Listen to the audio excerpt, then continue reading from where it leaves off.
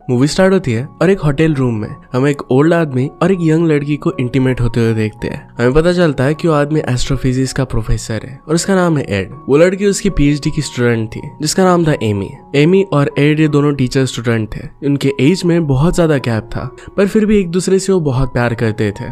Add फिर अपने काम से चला जाता है। एमी को उसके नेक्स्ट एस्ट्रोफिजिक्स के कॉन्फ्रेंस में मिलने की उससे बात करता है। अब हमें एमी के बारे में इसके बाद नेक्स्ट सीन में हमें एमी के बारे में बताया जाता है। हमें पता चलता है कि एमी एक्स्ट्रा अर्न करने के लिए मूवीज और टीवी शो में स्टंट वुमन का काम करती है जो काफी रिस्की था। एमी को ये पसंद था और इसे वो छोड़ने नहीं वाली थी। अब हमें 6 ईयर पहले का सीन दिखाया जाता है जिसमें हम एड को एमी से वीडियो कॉल पर बात करते हुए देख सकते हैं। एमी को एस्ट्रोफिजिक्स पढ़ा रहा था लेकिन एमी को एड का बोलने का तरीका, बात करने का स्टाइल बहुत अच्छा लगता है और धीरे धीरे उससे प्यार में पड़ जाती है। स्लोली एड भी उससे प्यार करने लग गया था। आगे जाकर फाइनली धीरे धीरे वो रिलेशनशिप में आ जाते हैं। एड ऑलरेडी मैरिड था, उसका एक बेटा और उसकी बेटी भी थी, लेकिन फिर भी वो एमी को प्यार करता है। अब ऐसे ही दोनों की रिलेशनशिप काफी समय तक चलती है, इसमें कोई भी प्रॉब्लम नहीं आती।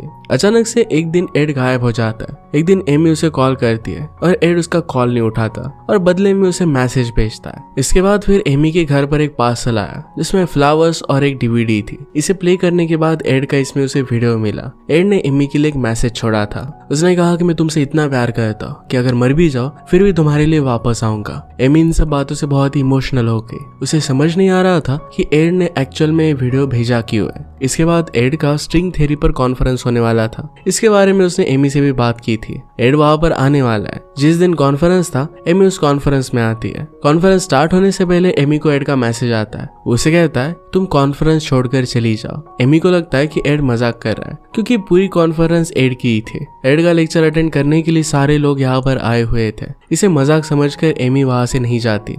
कॉन्फ्रेंस फिर स्टार्ट होता है और एक आदमी आकर बताता है कि प्रोफेसर एड की डेथ 1 हफ्ते पहले ही हो चुकी है और इसी वजह से हमारे बीच वो नहीं है। हमें उनके लिए प्रेयर करना चाहिए। ये सुनकर एमी के पैरों के नीचे से जमीन खिसक जाती है। वो हैरानी में कॉन्फ्रेंस से बाहर आई और एड को कॉल लगाती है। उसे फिर एक मैसेज आता है जिसे एड ने सेंड किया था। एड कहता है कि मैंने तुम्हें कहा था कि कॉन्फ्रेंस को अटेंड मत करना। इसके बाद एमी बहुत टेंशन में आ जाती है। एड के बारे में वो गूगल करने लग जाती है। उसे अलग अलग आर्टिकल सर्च करने के बाद पता चलता है कि एड की 1 हफ्ते पहले ही डेथ हो चुकी है। इस बात से वो बहुत ज्यादा सरप्राइज हो गई थी कि अगर एड की डेथ हो चुकी है तो उसे मैसेजेस कौन भेज रहा है। इसका आंसर उसे बहुत जल्दी मिलने वाला था। अब एमी को एड का मैसेज आता है जिसमें उसे उसके घर पर जाने के लिए कहता है। ये आउट ऑफ टाउन था। एमी फिर वहां के लिए निकल जाती है। एमी एड के घर पर पहुंची और वहां पर उसके डॉटर से बात करने की कोशिश करती है। इसके लिए आसान नहीं था, इसलिए वो बात नहीं कर पा रही थी, लेकिन एड की डॉटर उसे पहचान लेती है। वो कहती है कि तुम तो वही लड़की हो जिसका डैड के साथ अफेयर चल रहा था। इस बात से एमी को बहुत ही अनकंफर्टेबल लगता है। एमी भी एड के बारे में काफी कुछ पता चलती है। उसके लॉयर के पास जाती है। लॉयर उसे एक इन्वेलप देता है। लॉयर कहता है कि एड ने मरने से पहले बनाया था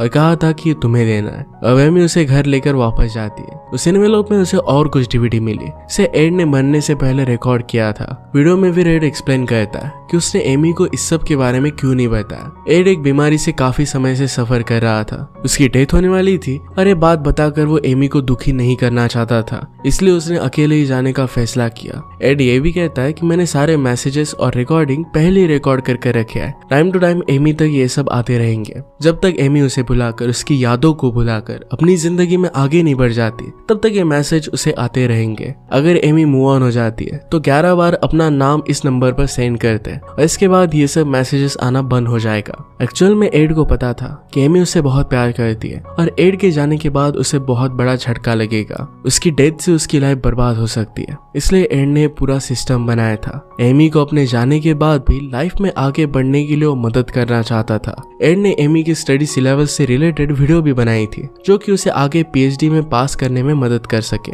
एमी उसकी सारी बातें सुनती है पर उसे कुछ फर्क नहीं पड़ता। एड की यादों में वो डिप्रेस रहने लग गई। वो ऐसे स्टंट करने लग गए जिससे उसकी जान को खतरा था, जैसे कि स्कल्पचर मॉडलिंग। इस वर्क में सफोकेशन की काफी चांसेस थे। एमी को एड के काफी मैसेजेस आते हैं। इससे उसे लगता है कि एड कहीं नहीं गया है। अब एक दिन एमी उसी होटल में जाती है जहाँ पर वो और एड मिला करते थे। वहाँ की वेट्रेस एमी को एक लेटर देती है। इसमें एड का मैसेज था। उसे एक पार्सल भी मिला जिसमें एड का टी शर्ट था। टी शर्ट को पहनकर एमी उसी रूम में एड को याद कर सो जाती है। धीरे धीरे एमी अपना लाइफ में अच्छा करने लग गई थी।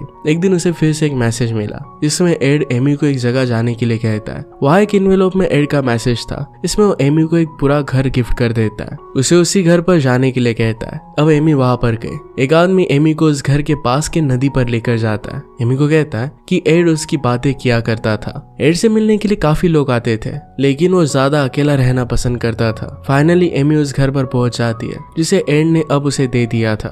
आज एड का बर्थडे था और वहां पर पहुंचकर एमी को एक लैपटॉप मिलता है जिसमें वो वही रखी हुई डीवीडी डालती है। इसमें एड का और एक मैसेज था। एड वीडियो की स्टार्टिंग में एमी को कहता है कि तुम्हें याद होगा कि आज मेरा बर्थडे है, ये लैपटॉप मैं तुम्हें गिफ्ट करता हूँ। एड उसे एक कैफे में जाने के लिए कहता है जहाँ वो इसका बर्थडे सेलिब्रेट कर सकती है। एड एंड में उसे ये भी कहता है कि मैं चाहता हूँ कि तुम लाइफ में आगे बढ़ सको। जब तुम्हें लगे कि तुम आगे बढ़ चुकी हो तब अपने नाम से 11 बार इसी नंबर पर मैसेज कर देना। एमी उस कैफे में जाती है जहाँ पर एड ने उसे जाने के लिए कहा था। कैफे का ओनर एमी को बहुत अच्छे से ट्रीट करता है जैसे उसे जानता हो। उसे ऑलरेडी पता था कि एमी वहाँ पर आने वाली है। वहाँ पर एमी एड के बारे में कैफे ओनर से बहुत सारी बातें सुनती है। इसमें उसे पता चलता है कि एड ने अपनी आखिरी टाइम में यही बैठकर बहुत सारे लेटर्स लिखे थे, काफी सारे वीडियोस रिकॉर्ड की थी। यही लेटर्स और वीडियोस आज एमी को मिल रहे हैं। एंड में उसे एक लेटर देता है जिसमें लिखा होता है कि मैंने अभी अभी एक माउंटेन और रिवर को देखा जिसका रिफ्लेक्शन बिल्कुल तुम्हारे चेहरे जैसा था। तुम्हें भी ये देखने के लिए जाना चाहिए। अभी पढ़ने के बाद एमी कैफे से उस नदी के पास जाती है। एक औरत वहां पर एमी को हक करती है और नदी के किनारे पर बैठने के लिए कहती है। एमी वहां पर बैठी हुई थी और माउंटेन का रिफ्लेक्शन नदी पर गिर रहा था। इस रिफ्लेक्शन में एक लड़की की तस्वीर बन रही थी।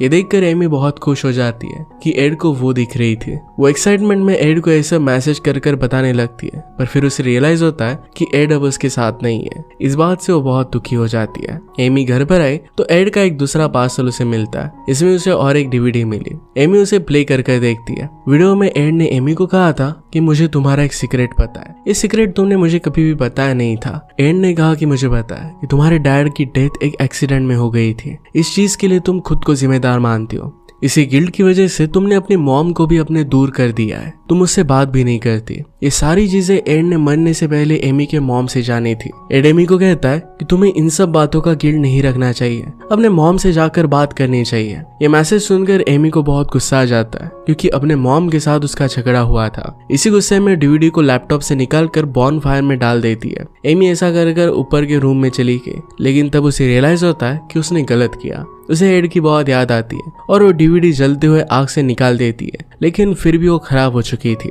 इससे और एक बड़ी गलती एमी ने कर दी थी। उसने गुस्से में 11 बार अपना नाम टाइप कर एड को मैसेज सेंड कर दिया था। अब उसे एड का कोई भी मैसेज नहीं आएगा। इस बात से वो बहुत दुखी हो जाती है। अब अगले दिन तक एमी को एड का कोई मैसेज नहीं आता। अब नेक्स्ट डे भी एड का उसे कोई भी मैसेज नहीं आता। इस बात से वो समझ जाती है कि उसने बहुत बड़ी गलती कर दी। वो उस जले हुए डैमेज डीवीडी को रिपेयर करवाती है, पर फिर भी वो पूरी तरीके से ठीक नहीं होती। अब एमी एक कन्फेशन रिकॉर्ड करती है जिसमें हमें पता चलता है कि एमी और उसके डैड एक दिन कहीं जा रहे थे। तब एमी ड्राइव कर रही थी।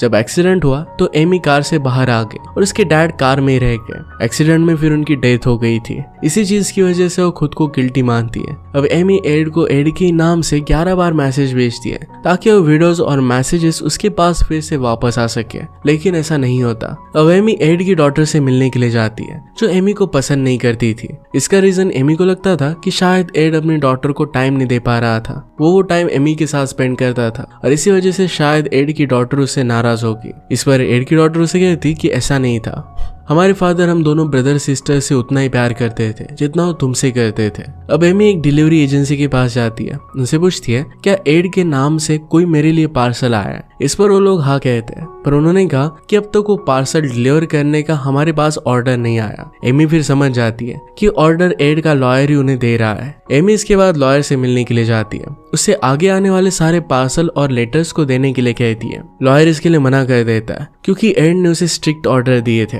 लॉयर कहता है कि भले ही अब एड जिंदा ना हो, पर उसने जो भी इंस्ट्रक्ट किया था वो सिस्टम वैसे ही चलेगा। जब तक उसे ऑर्डर नहीं मिलता तब तक उसे आगे लेटर नहीं भेज सकता। अब एमी दुखी होकर वहां से जाने लग जाती है। एड अपने लास्ट टाइम में क्या कर रहा था ये उसे पता चलता है। वो क्रैब नेबुला नाम के एक स्पेस इवेंट को देख रहा था। एमी भी उसे देखने के लिए जाती है। तभी वहां पर एड की डॉटर को उसे कॉल आता है। उसे मिलने के लिए बुलाती है। डॉटर ने उसे कहा कि अब मैं तुम पर गुस्सा नहीं हूँ। उसे अपने फादर का प्यार समझ में आया है। आखिर में उसे कैम रिकॉर्डर देती है। ये कैम रिकॉर्डर एड का था। इसे लेकर एमी घर पर आई। एमी ने रिकॉर्डर में चेक किया पर उसे कोई भी वीडियोस या फोटोज नहीं मिलती। अब एमी उसके एक फ्रेंड से मिलती है। उसे बताता है कि एड अपने लास्ट समय में एक सिस्टम बना रहा था जिससे वो हमेशा जिंदा रह सके। ये सब एड का करना उसके फ्रेंड को सही नहीं लगा था, इसी वजह से उसने एड को सपोर्ट नहीं किया। इसके बाद फिर एमी वापस एड के पेरिस के घर पर आ जाती है। उसे लग रहा था कि शायद एड के वहां पर कोई लेटर्स या फिर उसकी कोई डायरी मिल जाए, लेकिन ऐसा होता नहीं। उसे वहां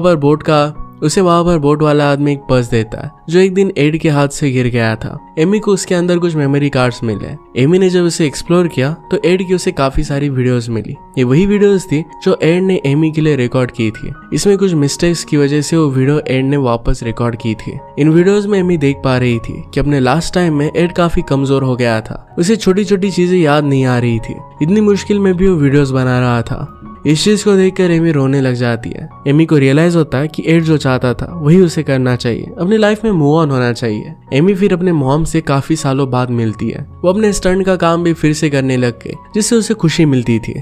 ऐसी एक दिन एमी जब अपने घर पर आती है तो उसे पता चलता है कि वहां पर चोरी हो गई है। वो टेंशन में आ जाती है। तब उसे एड की लिखी हुई एक डायरी मिलती है। इसमें एक ब्लैंक पेज पर पेंसिल से लिखने का प्रेशर था। इसे एमी ने पेंसिल से रब कर पढ़ा। उसे पता चलता है कि मैसेज और लेटर वापस आने के लिए उसे 10 बार एड का नाम टाइप कर सेंड करना है। और कुछ समय बाद एड के मैसेजेस उसे आने लग गए। एमी इस बात से बहुत खुश हो जाती है। एड के हर एक मैसेज का वीडियो रिप्लाई कर भेज देती है कि एड की बातों से उसने क्या सीखा। अब एमी की मॉम उसे एक लेटर देती है जो एड का ही था। उसमें एमी को उसने एक लाइब्रेरी में जाने के लिए कहा था। वहां पर पहुंचकर एड का एक वीडियो आता है जिसमें वो कहता है कि उसने कल एक सपना देखा था। इसमें कई दूसरे यंग लड़के एमी के पीछे जा रहे थे।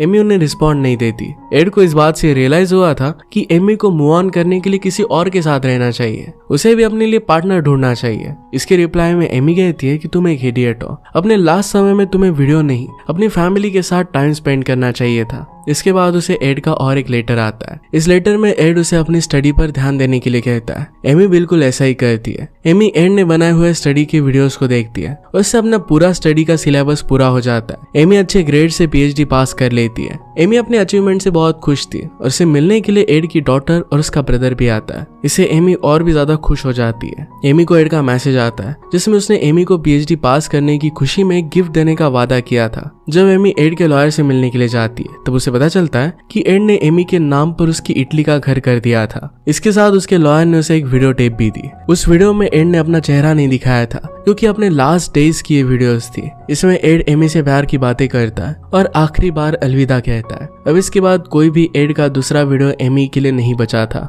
ये देखकर एमी बहुत इमोशनल हो जाती है। अब एमी फिर से अपने शहर जाती है जहाँ एक स्टैचू का शोकेस चल रहा था। ये स्टैचू एमी के रोने की वजह से खराब हो गया था, फिर भी अच्छा लग रहा था। इसमें मॉडल एमी ही थी। वहाँ बाहर आकर एमी जॉन से मिलती है। ये वही था जो एड को वीडियोस और लेटर भेजने के लिए मदद कर रहा था। वो एमी को डेट के लिए पूछता है। एमी अपने सपने में जिस लड़के के बारे में बात कर रहा था ये वही था। एड को एमी के लिए लड़का पसंद था। एमी भी फिर इस बात के लिए हाँ कह देती है। वो भी अपनी लाइफ में अब नई शुरुआत करना चाहती थी। इसी के साथ ये मूवी एंड हो जाती है। अगर आपको एक्सप्लेनेशन अच्छा लगता है तो प्लीज लाइक और कमेंट जरूर कर दीजिएगा। मैं बहुत सारी मूवीज लेकर आता रहता हूँ तो प्लीज चैनल को सब्सक्राइब कर दीजिए और बेल नोटिफिकेशन आइकन दबाना मत भूलिएगा। हम फिर से मिलेंगे और इन मूवी के साथ। तब तक के लिए थैंक यू और आप अपने आप का ख्याल रखिए।